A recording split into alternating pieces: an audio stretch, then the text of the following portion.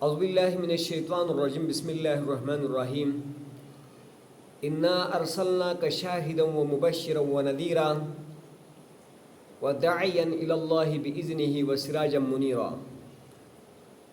اللہ تعالیٰ نے اپنے حبیب حضرت محمد مصطفیٰ صلی اللہ علیہ وسلم کے ذات کے حوالے سے ارشاد فرمایا ہے کہ بے شک ہے نبی، ہم نے آپ کو گواہ بنا کر اور جنت کی خوشخبری سنانے والا بنا کر اور جہنم سے، اللہ کے عذابات سے ڈرانے والا بنا کر بھیجا ہے، اور اللہ سبحانہ و تعالیٰ کی ذات کی طرف، توحید کی طرف، جنت کی طرف بلانے والا بنا کر بھیجا ہے، بِإِذْنِهِ، ہی اس کے حکم کے ساتھ۔ آگے اللہ نے ارشاد فرمایا کہ سراج و منیرا، کفر کے کالے گٹاؤں کے لیے اور ظلم کے اندھیروں کے لیے اور بھٹکی ہوئی انسانیت کے لیے اور دنیا کا کالا قانون اور کالا نظام کے لیے چمکتا ہوا روشن چراغ بنا کر ہم نے آپ کو بھیجا ہے۔ اللہ کے نبی کے قانون اور اس کا باتھ روم سے لے کر بیت اللہ تک اور گود سے لے کر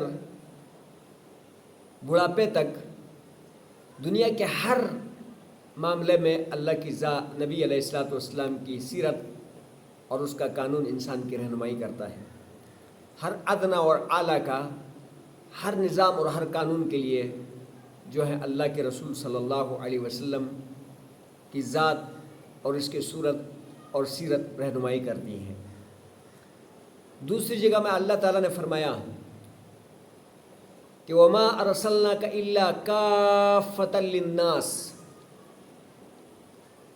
ہم نے آپ کو ساری انسانیت کے لیے کافی بنا کر بھیجا ہے، مکمل قانون اور مکمل ایک اصول بنا کر بھیجا ہے۔ دوسری جگہ میں فرمایا وَمَا أَرْسَلْنَاكَ إِلَّا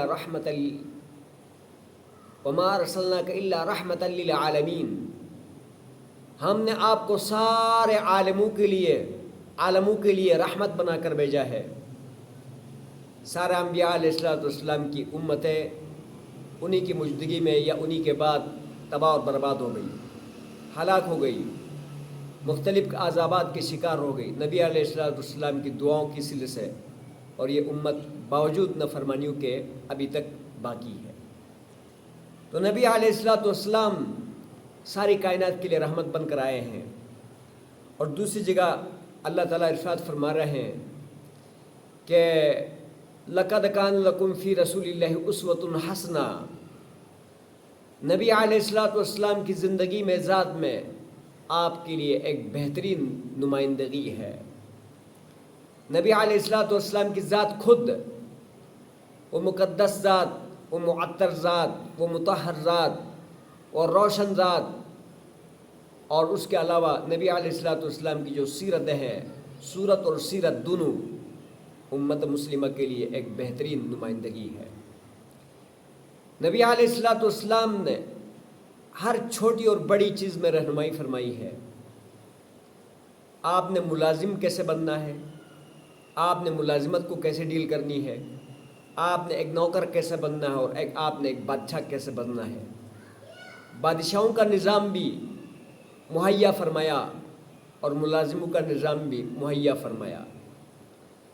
تو اس لیے جو ہیں ناظرین، میں جو ہے آپ کو نبی علیہ الصلوۃ والسلام کی سیرت مدلل ہوگی اور اس کے بعد مختصر ہوگی اور جامع ہوگی، اور میں آپ کو انشاءاللہ قسطوں کی صورت میں پورا سیرت آپ کو بتاؤں گا، لیکن انشاءاللہ آپ ترتیب وار اس سیرت کو سنیں گے تو ایک تو دلائل سے پر ہوگی، اور دوسرا یہ ہے کہ وہ مختصر ہوگی اور جامع ہوگی. تو انشاءاللہ آپ حضرات نے سیرت کو سننا ہے. آج میں جو آپ حضرات کو جس قسط میں گفتگو فرماؤں گا وہ قسط ہے سیرت قبل از بعثت، کہ نبی علیہ الصلوۃ والسلام کے آنے سے، مبعوث ہونے سے پہلے جو سیرت ہے جزیرہ عرب کے حوالے سے، اور اس میں جو مذاہب اور جو دستور اور قانون رائج تھا اس کے حوالے سے میں آج آپ کو عرض کروں گا. اور اس کے بعد ترتیب وار سٹارٹنگ سے آج بعثت سے پہلے، مبعوث ہونے سے پہلے کے حالات پر تذکرہ کروں گا. اور اس کے بعد مختلف جو ہے نا قسطوں کے اوپر، مختلف چیپٹر کے اوپر انشاءاللہ آپ کو وضاحت کرتا جاؤں گا. اور انشاءاللہ یہ ہے کہ یہ سارے سیرت کے جو مہینے ہیں اسی میں انشاءاللہ ہم مصروف ہوں گے. تو جزیرہ عرب پاکستان سے مغرب کی جانب واقع ہے. اس کے مغربی جانب بحر احمر ہے اور جنوب کی طرف بحر ہند ہے. مشرق میں خلیج فارس اور شمال کی طرف ملک شام ہے. خلیج فارس کو خلیج عرب بھی کہتے ہیں. لمبائی چوڑائی میں عرب دنیا کا سب سے بڑا جزیرہ نما ہے، یعنی لمبائی کے اعتبار سے بھی اور چوڑائی کے اعتبار سے بھی، اور عرب دنیا کا سب سے بڑا جزیرہ نما ہے. وہاں کی آب و ہوا گرم خشک ہے اور جگہ جگہ سوکھی جھاڑیاں، ریتیلے بیابان اور پتھریلے میدان ملتے ہیں. وہاں پر ہر طرف جو ہے نا وہ جو ہے نا سوکھی جھاڑیاں، ریت والے میدان، بیابان اور پتھریلی میدان اور راگستان، اور کہیں کہیں اونچی اونچی ٹیلے بھی ہیں اور وادیاں بھی ہیں. اور ان ٹیلوں اور وادیوں کے درمیان میں کھجوروں کے باغات اور چشمے بھی بہتے نظر آتے ہیں. اور یمن، بحرین اور عمان کے علاقے جو سمندر کے کنارے پھیلے ہوئے ہیں بڑے شاداب ہیں، سرسبز اور شاداب ہیں. اور نجد کا علاقہ پہاڑوں اور راگستانوں سے گھرا ہوا ہے. اس علاقے کے مشہور شہر ریاض اور دمام ہیں.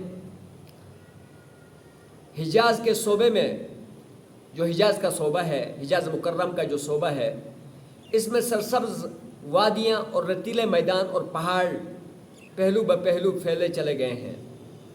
اور مکہ مکرمہ اور مدینہ منورہ اور جدہ اور طائف اسی صوبہ میں واقع ہیں، یعنی حجاز کے صوبے میں. اور بیت اللہ اور مسجد حرام بھی وہیں پر ہیں. تمام دنیا سے حج کرنے کے لیے مسلمان مکہ جاتے ہیں. اور 53 سال کی عمر میں آپ صلی اللہ علیہ وسلم نے مدینہ منورہ کی طرف ہجرت کی ہے اور آخر تک وہیں قیام رہا ہے. یعنی 10 سال نبی علیہ الصلوۃ والسلام ہجرت کے بعد مدینہ میں قیام پذیر رہے ہیں. آپ صلی اللہ علیہ وسلم کا روضہ مبارک بھی مدینہ شریف میں مسجد نبوی کے اندر موجود ہے، جو کہ جہاں پر روضہ ہے وہاں نبی علیہ الصلوۃ والسلام کا اپنا حجرہ اور اپنا گھر بھی تھا، جو کہ حضرت عائشہ رضی اللہ تعالیٰ عنہ وہاں رہتی تھی. سارے حاجی حج کی سعادت کے ساتھ آپ کی قبر مبارک کی زیارت کے لیے بڑے ذوق اور شوق سے مدینہ منورہ بھی حاضری دیتے ہیں. جدہ مکہ سے قریب ہے، یعنی تقریباً میرے خیال سے 1.5 گھنٹے کا راستہ ہے. مکہ کے قریب طائف بھی ہے، اور طائف کے لیے میں جو ہے گیا تقریباً وہ بھی 1.25 گھنٹے، یا اگر تھوڑا تیز گاڑی چلے تو 1.5 گھنٹے کا راستہ ہے، یعنی مکے سے جو ہے نا طائف کے. اور یہ طائف جو ہے یہ ٹھنڈا علاقہ ہے، یہ شہر باغات سے گھرا ہوا ہے، اور نبی علیہ الصلوۃ والسلام تبلیغ کے لیے وہاں پر بھی گئے ہیں. یہاں کا موسم بھی ٹھنڈا ہوتا ہے، طائف کے اندر کافی ٹھنڈا موسم ہوتا ہے. ایسا معلوم ہوتا ہے کہ تپتے میدانوں میں جنت کا ایک ٹکڑا لا کر رکھ دیا گیا ہے. عرب کے پھولوں میں کھجور اور جانوروں میں اونٹ اور گھوڑے بہت مشہور ہیں. عرب کے کھجور، اونٹ، گھوڑے وہاں عرب کے، عربی نسل کے گھوڑے جس کو کہتے ہیں. عرب کے تمام شہر نہایت خوبصورت اور موجودہ زمانے کی ضرورتوں اور آسائشوں سے مالا مال ہے. حجاز میں ترکی خلافت کے بعد سے نجد کے ایک خاندان آل سعود کی حکومت ہے وہاں پہ، اس لیے اب اس کا نام سعودی عرب ہو گیا ہے، یعنی پہلے حجاز مقدس تھا اس کا نام، لیکن اب جو ہے کیا نام ہے، آل سعود کی حکومت کی وجہ سے، ان کی خلافت کی وجہ سے اس کو یعنی سعودی عرب کہتے ہیں۔ نجد کے ایک خاندان ہے آل سعود، اور جو ہے وہ عبدالعزیز جو وہاں کے بانی ہے، اور اس کے بعد ان کے بیٹوں نے خلافت سنبھالی ہے، اور آج کل جو ہے نا محمد بن سلمان وہاں کے جو ہے نا خلیفہ ہے۔ اور عرب کے لوگ عام طور پر گندمی رنگ کے ہوتے ہیں، پیشانی اونچی، آنکھیں سیاہ اور چمکدار، جسم مضبوط اور سڈول ہوتا ہے، وہ ہاتھ کے سخی اور بات کے دھنی اور پکے ہوتے ہیں۔ مہمان نوازی ان کا خاص وصف ہے، مہمان نوازی ان کا خاص وصف ہے، بہت مہمان نواز لوگ ہوتے ہیں۔ حرم میں جو ہے نا کھجوروں کی بارش کر دیتے ہیں، کوا دیگر جو ہے نا یعنی مہمان نوازی میں حد کرتے ہیں۔ اور اس کے علاوہ جو ہے نا ان کی جو روزوں کے دن ہوتے ہیں، جمعرات ہوتا ہے، اسی طرح جو ہے کیا نام ہے پیر کے دن ہوتے ہیں، اسی طرح جو روز، اور پورا حرم میں انہوں نے دسترخوان بچھائے ہوتے ہیں، اور وہ اپنے دسترخوانوں کی طرف کھینچ کے بلا رہے ہوتے ہیں، اور بعض اوقات اس میں لڑائی بھی کرتے ہیں، اگر کوئی کسی کے مہمان یا کسی کو اگر کوئی لے کے جا رہا ہو کوئی اور مجبور کر دے تو آپس میں لڑ بھی پڑ جاتے کہ میرے مہمان کیوں لے کے گئے۔ ان کی سخاوت، شجاعت، ضیافت اور قوت حافظہ کا ساری دنیا میں شہرہ ہے، یعنی مشہور ہے یہ لوگ۔ ان کو آزادی سے بھی بہت پیار ہے۔ پہلے زمانے میں غلہ بانی عربوں کا عام پیشہ تھا، وہ اونٹ اور بکریاں پال کر گزارا کیا کرتے تھے۔ اب پیٹرول کی دریافت اور سونا نکالنے کی وجہ سے ان میں بہت کمی ہو گئی ہے، یعنی وہ جو جانور پالتے تھے یا اسی طرح کھیتی باڑی کرتے تھے اس میں بہت کمی آ گئی ہے۔ یہ پیٹرول کی دریافت اور اس طرح کاروبار، اور ان کے ہوٹلز وہاں بڑے بڑے ہوٹل بنائے ہوئے ہیں، اور تھوڑی بہت کھیتی باڑی کا بھی رواج ابھی بھی موجود چلتا آ رہا ہے، بلکہ اب جدید آلات کے ذریعے اس میں کافی پیش رفت بھی ہوئی ہے۔ عربوں کو تجارت کا شوق ہمیشہ سے رہا ہے، پرانے زمانے سے یہ شام کے علاقوں سے، یمن کے علاقوں سے اور دیگر علاقوں سے جو ہے نا دور دراز سے، بلکہ یہاں ہندوستان وغیرہ تک کے ابھی یعنی قافلے ان کے تجارتی آتے تھے۔ انہی کے قافلوں کی وجہ سے بہت سارے لوگ مسلمان بھی ہو گئے ہیں، بعد میں صحابہ جب اس پیشے کو میں چلتے رہے۔ ان کے تجارتی قافلے ہزاروں سال پہلے بھی چین اور ہندوستان میں پہنچا کرتے تھے۔ عربوں میں شاعری کا بھی بڑا چرچا تھا، بڑے بڑے شاعر ہوتے تھے، امراء القیس جیسے، متنبی جیسے، اور اسی طرح بڑے بڑے شاعر جو ہے نا، چھوٹے بڑے مرد عورتیں اکثر ان میں شاعر ہوتے تھے۔ رات کو چاندنی راتوں میں محفلیں جمتی رہتی تھی ان کے زمانہ جاہلیت میں بھی، اور شعری مقابلے ہوتے تھے۔ اسی طرح دوسرے بہت سے مواقع میں شعراء اپنا اپنا کلام سناتے اور داد وصول کرتے رہتے تھے۔ تو اللہ تعالیٰ نے بھی قرآن مجید فرقان حمید ان کے مزاج کے مطابق اور ان کے اس فن کے مطابق قرآن اتارا۔ جیسے موسیٰ علیہ السلام کے زمانے میں جادو کا وہ بڑا ان کا وہ اژدہے بنا دینا، رسیوں اور سوٹیوں سے کیا کیا کرتب دکھاتے تھے۔ تو اللہ کے نبی حضرت موسیٰ کو اللہ نے معجزہ بھی اس قسم کا دیا کہ عصا دیا، ید بیضا دیا، کہ ان کے اس جادو کے مطابق، اور پھر وہ اس نے ان سب کو کھا لیا، اس کو اوپر غالب آیا۔ تو یہ عرب بھی بڑے شاعر ہوتے تھے، اور ان کو اپنی فصاحت اور بلاغت کے اوپر فخر ہوتا تھا۔ تو اللہ نے قرآن کو ایسے فصیح اور بلیغ کلام اتارا کہ ان کی ساری شاعری کو انہوں نے ٹھپ کر دیا۔ سمجھ میں آیا جی؟ اس کے ساتھ وہ کھلم کھلا شراب بھی پیتے تھے، اور اس پر بری طرح فریفتہ ہوتے تھے، اس کے عاشق تھے شراب کے۔ جوا کھیلتے تھے، لوٹ مار کو فخر سمجھتے تھے۔ بدکاری ان کے وہاں عام ہوتی تھی۔ اگر جس لڑکے نے شادی کرنی ہوتی وہ اپنے گھر کے اوپر جھنڈا لگاتی، پھر اس میں لڑکے آتے رہتے، نوجوان آتے رہتے، اور پھر اس کے بعد جس نوجوان کے رنگ نسل پر کوئی بچہ پیدا ہوا اس سے شادی کرتے تھے۔ یعنی اس طرح بے حیائی ادھر عام ہوتی تھی، بدکاری عام تھی۔ اپنی اولاد کو فقر و عار کے خوف سے خصوصاً بچوں کو زندہ دفن کر دیا کرتے تھے۔ آئے دن ان میں لڑائی جھگڑے ہوتے رہتے تھے۔ ذرا سی بات پر برسوں لڑائی کا سلسلہ چلتا رہتا تھا۔ قبیلے کے قبیلے کٹ جایا کرتے تھے۔ ان کے مذہب کا بھی برا حال تھا، بتوں کو پوجتے تھے، کچھ چاند ستاروں اور دریا پہاڑوں کو بھی پوجا کرتے تھے۔ ان میں عیسائی اور یہودی بھی رہتے تھے۔